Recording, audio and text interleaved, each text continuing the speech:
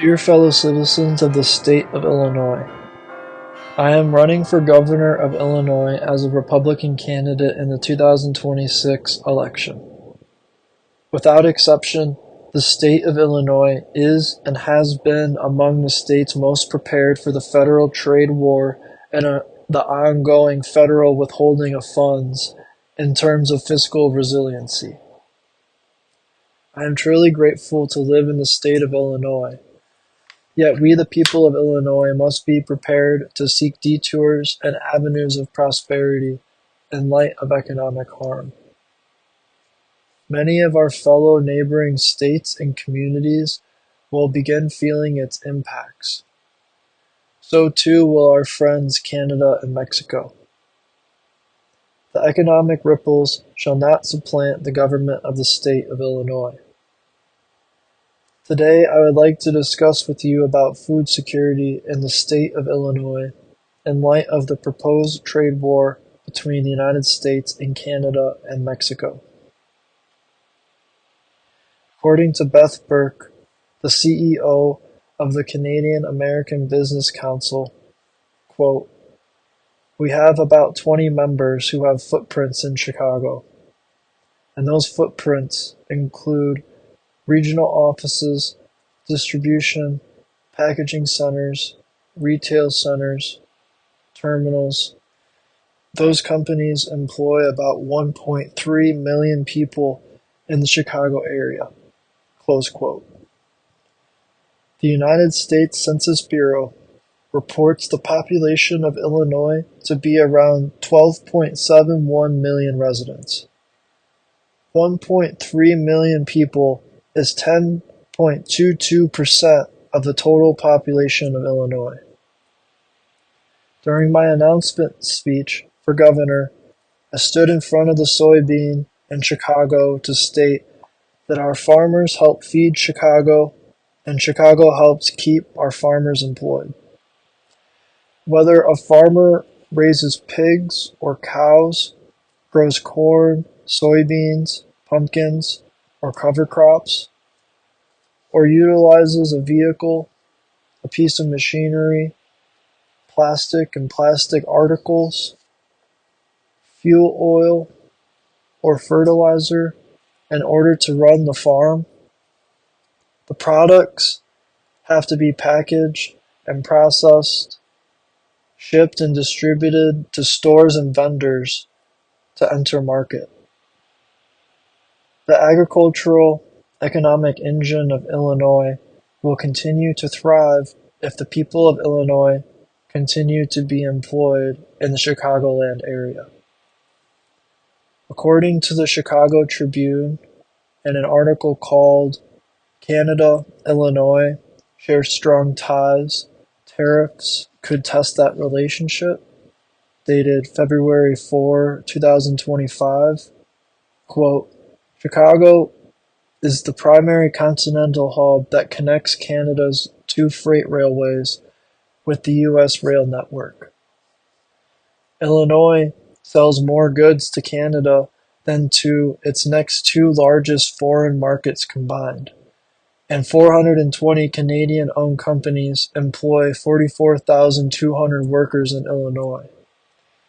The article continues and says, "Canada sells more to Illinois than it sells to China. China is Canada's largest foreign export market after the United States." Close quote. If you entrust me as the governor of Illinois, my administration will enact an emergency executive order as a temporary measure that will require all tariffs imposed by the United States of America on any goods and services imported to or provided within the state of Illinois by any company currently located within the jurisdiction of Canada or Mexico, including any company belonging to the Canadian American Business Council, shall be fully covered and reimbursed by the government of Illinois the full value of any tariff imposed by the government of the United States of America. Likewise, the government of Illinois shall cover and reimburse the cost of tariffs imposed by Canada and Mexico on any goods and services exported to or provided within the state of Illinois to Mexico or Canada. The emergency executive order shall remain in force until the harmful economic impacts of federal withholding of funds and federal tariffs have subsided. In addition to signing the executive order, I will also seek to codify such an emergency power explicitly into law, should another governor of Illinois in the future require such an extraordinary power on an emergency basis in order to protect the people of Illinois from economic harm as a result of federal tariff policy.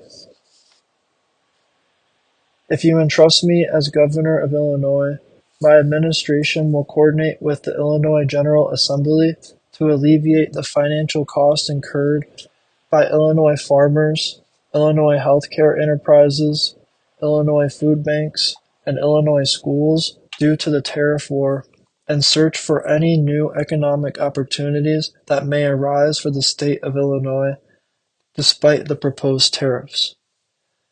I will also direct the Attorney General of Illinois to open an investigation into the whereabouts of any funds withheld by the government of the United States of America intended to be distributed for farmers, Illinois healthcare enterprises, Illinois food banks, and Illinois schools, and to seek restitution from the government of the United States of America to be sent directly to the farmers, healthcare enterprises, food banks, and schools, the total amount previously owed by the government of the United States of America, plus interest incurred on the value of funds owed for the duration lasting until all Illinois farmers, Illinois healthcare enterprises, Illinois food banks, and Illinois schools are repaid the full value of funds. According to United States Senator Tammy Duckworth, who spoke yesterday briefly during Senator Cory Booker's historic speech on the Senate floor, the United States government is, quote, canceling and freezing more than $1 billion for schools and food banks to purchase food from local farmers and is halting reimbursement and contract payments that farmers are already owed, close quote. Senator Duckworth also highlighted yesterday that the government of the United States of America, the United States Agency for International Development, and the United States Department of Agriculture are withholding a total of $245 million in previously allocated awards for Illinois farmers and universities. If I am elected governor, then the state of Illinois will immediately fill the federal funding deficit that our farmers, schools, universities, and food banks are experiencing. The state of Illinois will seek self-reliance so that we may help our neighboring states out. I fully support the Honor Farmer Contracts Act sponsored by Senator Cory Booker and co-sponsored by Senator Tammy Duckworth and Senator Richard J. Durbin, which would, quote, immediately after its enactment, unfreeze funding for and implement all agreements and contracts entered into by the Secretary of Agriculture and pay all past due amounts owed by the Secretary of Agriculture, close quote. Another action as governor that I will seek to accomplish alongside the Illinois General Assembly is the creation of an independent establishment of the state of Illinois to be called the Illinois Waste and Recycling Service, ILWRS, which upon enactment will establish a board of senators and representatives to begin working with private sector companies to secure contracts with the Illinois Waste and Recycling Service in order to close coverage and recycling gaps within the state of Illinois, and to help discontinue the utilization of landfills in the state of Illinois in order to empower labor unions and to replace landfills with material recovery centers and gasification plants. Several geothermal clean hydrogen and downcycling hubs will be established and operated by the Illinois Waste and Recycling Service within the state of Illinois. At these hubs, municipal solid waste from throughout the state and from elsewhere will be processed and received. The Illinois Waste and Recycling Service will cooperate with all state landfill providers and waste management companies to ensure the financial risks are mitigated and that all prior investments and contracts shall continue as they were previously.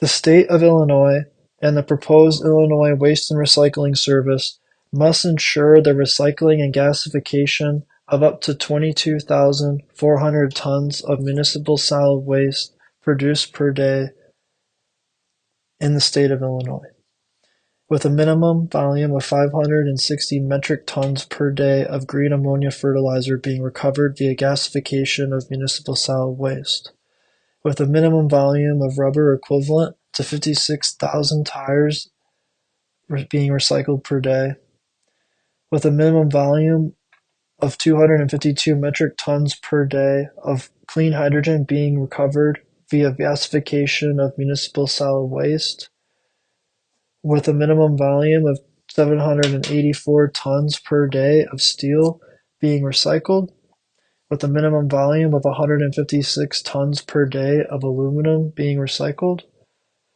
with a minimum volume of 940 tons per day of glass being recycled, with a minimum volume of 5,174 tons per day of cardboard and paper being recycled, and with a minimum volume of 61 tons per day of road aggregate being recovered via gasification of municipal solid waste. Illinois must stop landfilling its food and natural waste and begin utilizing gasification to produce green ammonia fertilizer and green hydrogen, as well as net neutral and net negative diesel fuel, aviation fuel, and liquid fuels. Illinois must stop landfilling municipal solid waste and start utilizing material recovery facilities in order to recycle a higher volume of rubber, steel, aluminum, copper, and iron. With the People's Republic of China currently conducting military exercises off the coast of the Republic of China, and with the People's Republic of China stating their intent to wage war against the Republic of China by 2027, Illinois must be shrewd. Illinois must reinvigorate itself and commence a program similar to the Salvage for Victory campaign enacted during World War II in 1942. Illinois must be prepared to help the rest of the United States in the event of war with the People's Republic of China, even if the rest of the United States are not yet ready to or not willing to. We will put the team on our back. We will be one of the states that steps up. Other states will be soon to follow us. Another way that the state of Illinois may rise to the occasion for the United States of America is through the government of Illinois providing funds for Illinois farmers to plant cover crops. According to an article called "Illinois Governor Moves to Slash Cover Crop Funds Despite Rising Demand," dated March 31, 2025, by Investigate Midwest, quote, "Despite the program's popularity and calls from environmentalists and farmers for its funding to increase, Governor J.B. Pritzker has proposed a 31% funding cut, reducing the cover crop insurance credit budget from $960,000 to $660,000. Close quote. The article continues to say, quote, "Runoff from Illinois farms has only worsened, according to a 2023 state study. From 2017 to 2021, average nitrate nitrogen loads increased by 4.8%, and total phosphorus loads increased by 35% compared to the 1980 to 1996 baseline.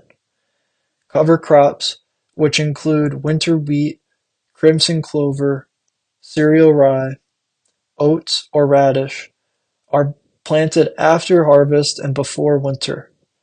The crops can reduce soil erosion, break up compacted soil, provide a habitat for beneficial insects and wildlife, and prevent latent fertilizer from leaching into rivers and streams. Close quote. According to InvestigateMidwest.org, quote, Illinois is one of the leading states for farm fertilizer runoff and one of the top contributors to the Gulf of Mexico's dead zone, a barren area of around 4,500 square miles of coastal waters deadly to fish, shrimp, and other marine life. It costs the region's fishing and tourism industry millions annually. Close quote. Should the people of Illinois elect me as governor of Illinois in 2026, and should I take the oath of office of governor of Illinois in 2027, the first budget that I will propose to the Illinois General Assembly for fiscal year 2028 will contain a minimum 534.8% budget increase relative to Governor J.B. Pritzker's fiscal year 2026 budget proposal for the crop insurance credit budget. As a close, I would like to say that this morning I had the opportunity to listen to the Premier of Ontario speak on CNN with Wolf Blitzer, and I just wanted to share 4 things that he said during his TV interview. The first thing he said was, I love Americans. The second thing he said was, the U.S. has not hit the quota for cheese exports, so no tariff has previously been applied. The third thing that he said was, China is the enemy, not Canada. And the fourth thing that he said was, God bless America and God bless Canada. So as a final close, God bless America and God bless Canada.